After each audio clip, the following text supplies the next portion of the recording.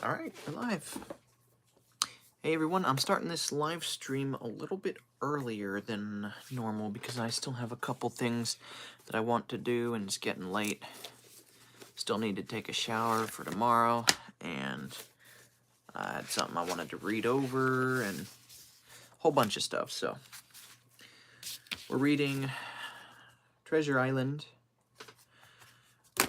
Before I get started, you'll notice I've got some books here on the shelf behind me. I just went antiquing the other day, and got a bunch of books, but they're right here because I don't have any more room on my shelves. My shelves are all full.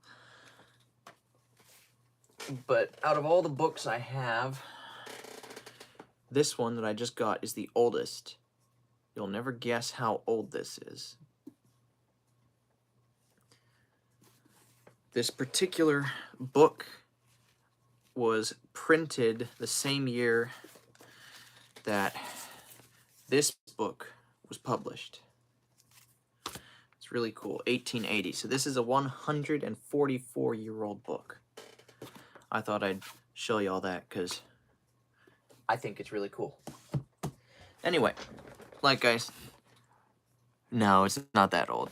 What? How old is that? That's 1 million years old. No, it's not a million. Only 144. But it's still really old. Anyway, like I said, I had a couple things I wanted to do today before I go to bed. And so I'm just going to jump right on into it and start reading. So let me wet my throat again.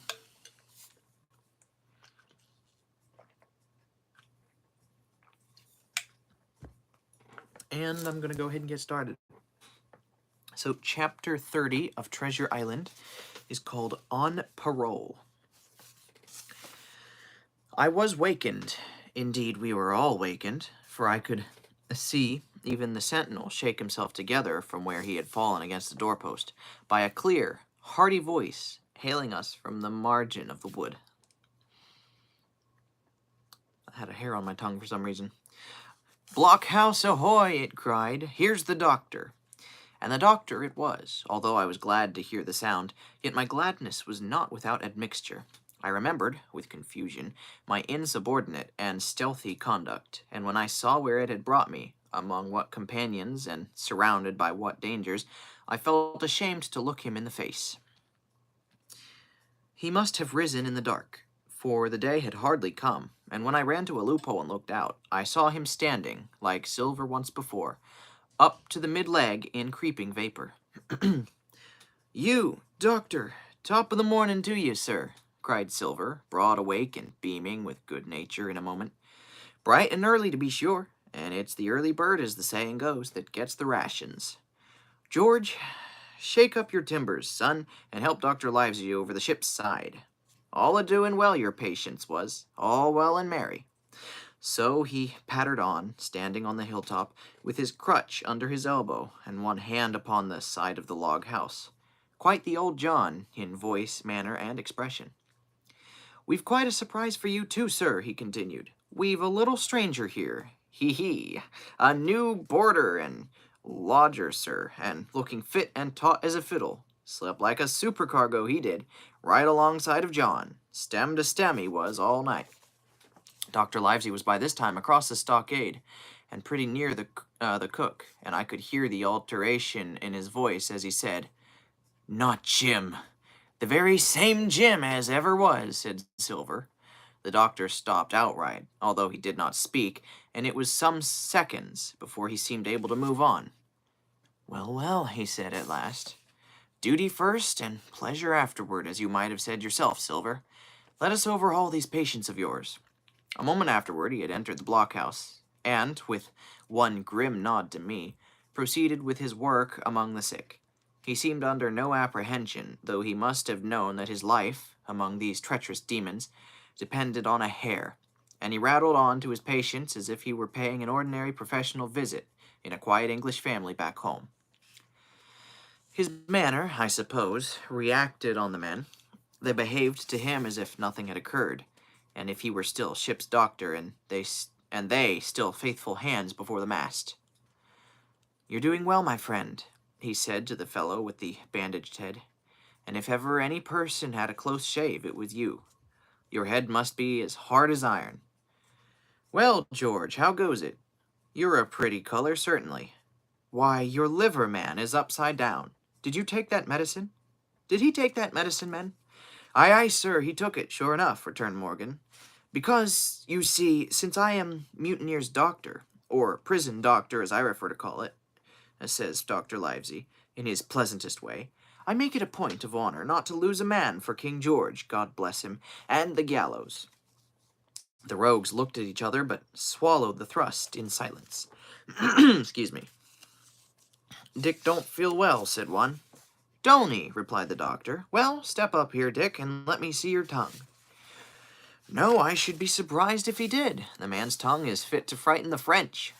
Another fever." "Ah, there," said Morgan. "That come to spiling Bibles.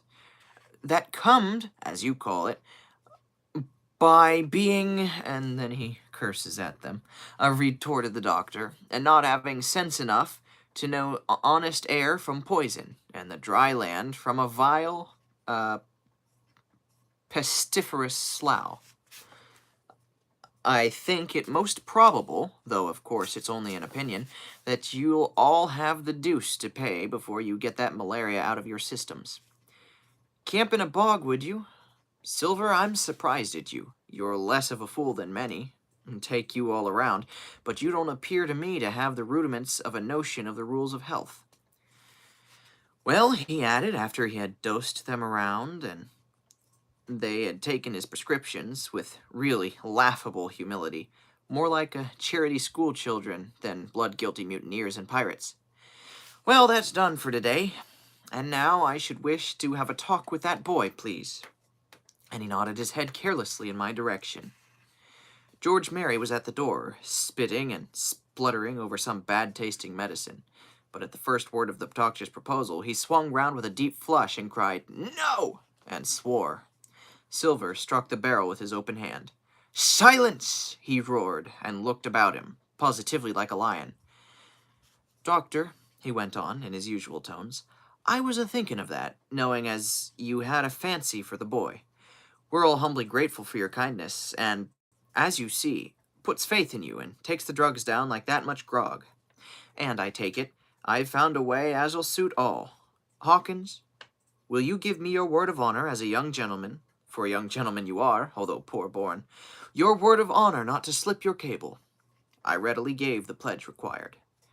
"Then, doctor," said Silver, "you just step outside of that stockade, and once you're there, I'll bring the boy down on the inside, and I reckon you can yarn through the spars. Good day to you, sir, and all our duties to the squire and Captain Smollett." How much to shave that beard? I'm trying to grow it out, so I'm not going to shave it. And how do I go live? How do I go live?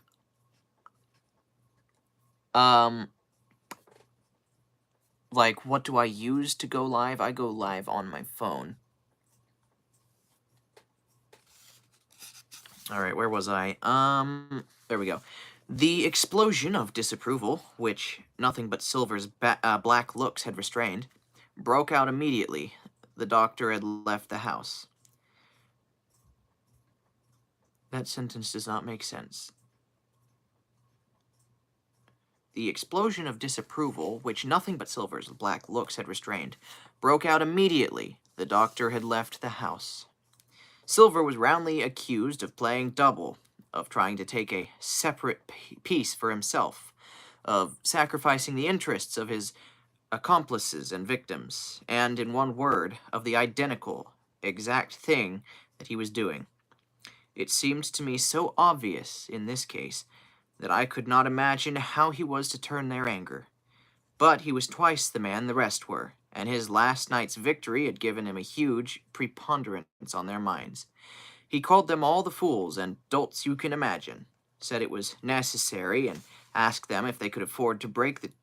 I just skipped a line. Said it was necessary I should talk to the doctor, fluttered the chart in their faces, and asked them if they could afford to break the treaty the very day they were bound treasure hunting. "No, by thunder," he cried.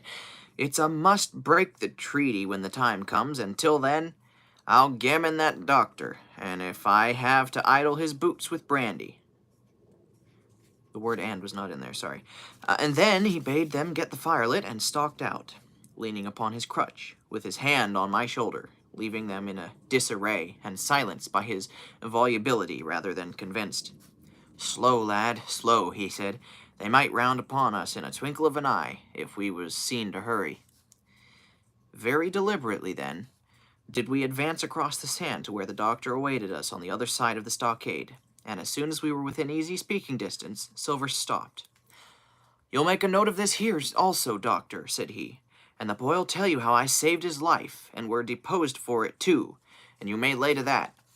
Doctor, when a man's steering as near the wind as me, playing chuck farthing with the last breath in his body like, you wouldn't think it too much, mayhap, to give him one good word.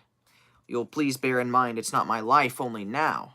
It's that the boy's into the bargain, and you'll speak for me fair, doctor, and give me bit o' hope to go on for the sake of mercy." Silver was a changed man once he was out there and had his back to his friends and the blockhouse. His cheeks seemed to have fallen in, his voice trembled. Never was a soul more dead in earnest.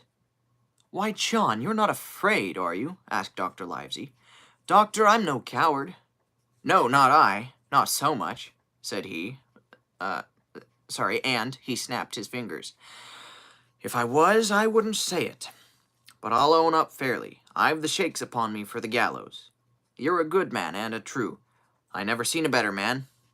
And you'll not forget what I done good. Not any more than you'll forget the bad, I know. And I step aside, see here, and leave you and Jim alone. And you'll put that down for me too. For it's a long stretch, is that?" So saying, he stepped back a little way, till he was out of earshot, and there sat down upon a tree stump and began to whistle, spinning round now and again upon his seat so as to command a sight, sometimes of me and the doctor, and sometimes of his unruly ruffians as they went to and fro in the sand, between the fire, which they were busily rekindling, and the house, from which they brought forth pork and bread to make the breakfast. Excuse me. "So, Jim," said the doctor sadly, "here you are. As you have brewed, so shall you drink, my boy. Heaven knows I cannot find it in my heart to blame you, but this much I will say, be it kind or unkind, when Captain Smollett was well, you dared not have gone off, and when he was ill and couldn't help it, by George, it was downright cowardly. I will own that here I began to weep. Doctor, I said, you might spare me. I have blamed myself enough. My life's forfeit anyway, and I should have been dead by now if Silver hadn't stood for me. And doctor, believe this, I can die, and I dare say I deserve it, but what I fear is torture. If they come to torture me— Jim, the doctor interrupted, his voice quite changed. Jim, I can't have this. Whip over and we'll run for it. Doctor, said I passed my word. I know, he cried. We can't help that, Jim. Now, I'll take it on my shoulders, holus bolus, blame and shame, my boy, but stay here I cannot let you. Jump, one jump and you're out, and we'll run for it like antelopes. No, I replied, you know right well you wouldn't do the thing yourself. Neither you nor squire nor captain, and no more will I. Silver trusted me, and I passed my word, and back I go. But doctor, excuse me, you did not let me finish. If they come to torture me, I might let slip a word where the ship is, for I got the ship part by luck and part by risking, and she lies in North Inlet on the northern beach, and just below high water. At half tide she must be high and dry. The ship! Exclaimed the doctor. Rapidly I described to him my adventures, and he heard me out in silence. There is a kind of fate in this, he observed, when I had done. Every step, it's you that saves our lives. And do you suppose by any chance that we are going to let you lose yours? That would be a poor return, my boy. You found out the plot. You found Ben Gunn, the best deed that you ever did or will do, though you lived to 90. Oh, by Jupiter, and talking of Ben Gunn, why, this is the mischief in person. "Silver!" he cried. "Silver! I'll give you a piece of advice," he continued, and as the cook drew near again. "Don't you be in any great hurry after that treasure." "Why, sir, I do my possible." "Why, that ain't," said Silver. "I can only, asking your pardon, save my life and the boys by seeking for that treasure, and you may lay to that." "Well, Silver," replied the doctor, "if that is so, I'll go one step farther. Look out for squalls when you find it." "Sir," said Silver, "as between man and man, that's too much and too little. What you're after, why you left the blockhouse, why you've given me that there chart, I don't know. Now do I? And yet I done your bidding with my eyes shut and never a word of hope.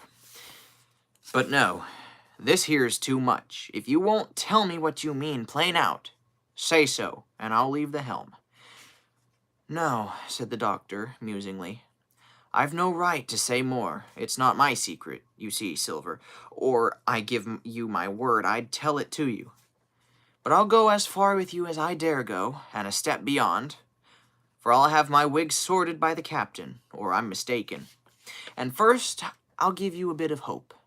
Silver, if we both get alive out of this wolf trap, I'll do my best to save you, short of perjury." Silver's face was radiant. "You couldn't say more, I'm sure, sir. If you was my mother," he cried. "Well, that's my first concession," added the doctor. "My second is a piece of advice. Keep the boy close beside you, and when you need help, hallo! I'm off to seek it for you. Then that itself will show you if I speak at random. Goodbye, Jim," said Dr. Livesey shook hands with me through the stockade, nodded to Silver, and set off at a brisk pace into the wood.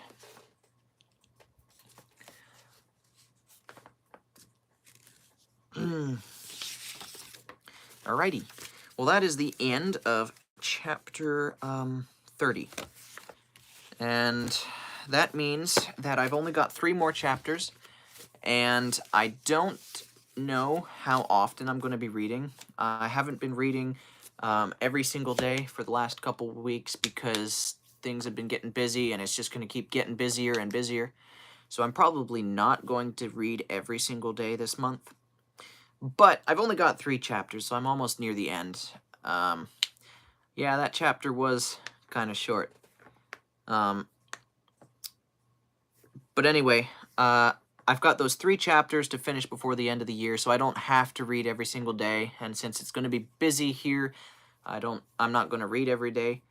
And after I finish this book, I'm going to take a break.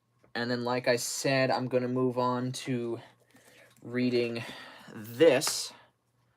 I think now that I have gotten these books here, I might read some of these actually.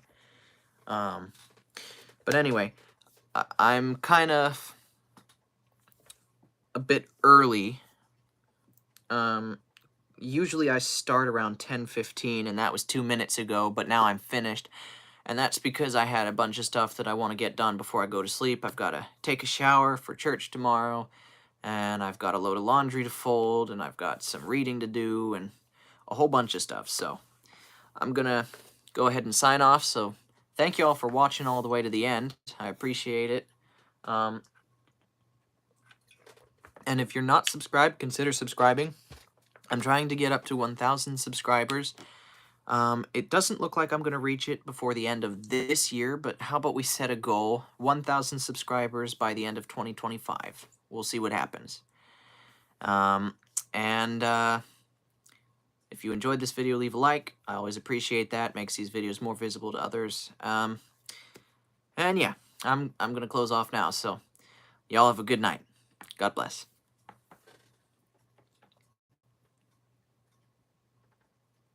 Oh, am I going to stream tomorrow? I might, but I'm not 100% sure.